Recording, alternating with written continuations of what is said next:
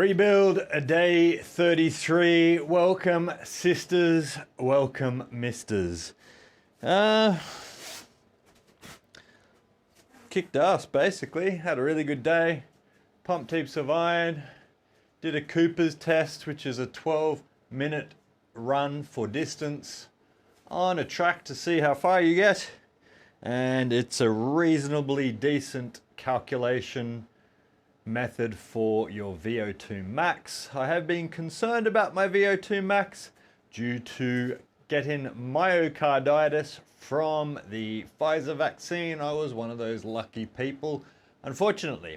Anyway, I scored really well, apparently excellent according to the Cooper's test, a 50 point something VO2 max, which is like a 94 score for a first time, which is actually pretty good. Myocarditis aside, I haven't been doing a whole lot of high intensity interval training or anything like that. I find really, getting older, it's kind of pointless unless you just really want to destroy yourself. I'm more just in here for longevity, and that's my whole purpose for startbuilding.me, especially for the rebuild, is to show people who complain about genetics. I mean, I've got flawless genetics, but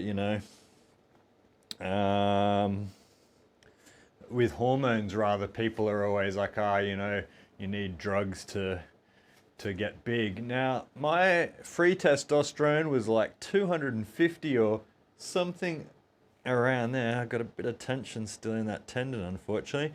So pretty low. So most people, I think, start getting testosterone replacement therapy around about that 200 mark.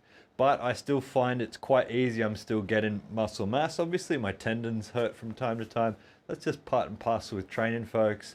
You've got to make sure you nurse them. You've got to voodoo floss. You've got to do, eccentric movements, slow movements, isometric, stuff like that. Maybe some non-steroidal anti-inflammatories. I use naproxen when stuff gets pretty dire before going to bed.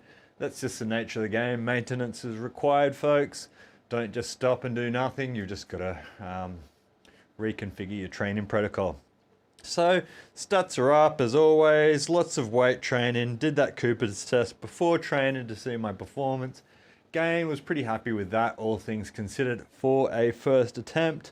I also did another attempt that I got off a podcast with Dr. Andy Galpin, I think his name is, a famous strength and conditioning scientist who works with a whole bunch of different athletes. By far the most inspiring person I have ever listened to on the topic of strength and conditioning coaching ever. I might say, like, as a huge fan of Pavel and Mike Mahler, Charles Pelequin, like all the old school guys. But this guy is really cool, really inspiring. So check out Dr. Andy Galpin if you don't know him. Highly recommended. What a dude. So the other one was either a leg extension or a squat of your body weight. For me, that's only 86 kilos at the moment, easily accomplished. So I think I would be able to get 100 kilos out, another 25, 20% maybe over that. So I think my muscle power is still reasonably good. Feeling really good. Woke up today, felt okay. Big UFC tomorrow. Go Alex Volkanovski. Massive fan. Lad from the Gong, very cool. But other than that, muscle conditioning going well. Starting to enter the world of plyometrics, doing a little bit more explosive stuff to see if my muscles and tendons can handle it. A friend of mine was curious, who's having some problems with his tendons, and this is my 5th week, folks, and I'm not really still so keen on going and hitting the heavy bag or doing any, body kicks, any heavy bag kicks or anything plyometrics, because it takes a while for your muscles to get that elasticity back, folks, especially if you're aging. If you've never trained before and you're young, fine. If you've never trained before and you're old, that's a different story. If you've trained before and you haven't trained in a while and you're getting back into it, it takes a while with good diet and exercise to get that elasticity back in your muscle. And without it, really starting to do plyometrics is just a way to, to sprain muscles, so don't even bother with that. Tear ligaments, tendons, etc., etc.